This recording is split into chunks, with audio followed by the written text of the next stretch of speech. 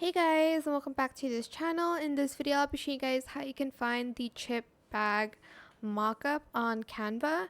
So go to the app section and go to mockups. I already have mine here, but if you can't find it, go to packaging, go to beverages, and then if you scroll down a little bit under all these beverages, you'll be able to find the chip bag mockup that you need.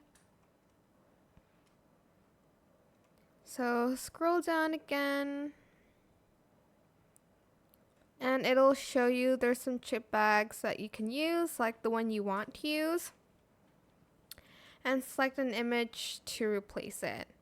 And that is pretty much it really. It's going to be replaced with your image. I hope this tutorial is helpful for you guys.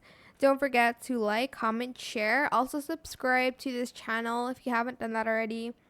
If you have any more questions about this video, just leave it in the comment section down below. I'll try my best to answer them all for you guys. And if you found this video helpful, please click the thanks button as well. That is it. Thank you so much for watching. Bye.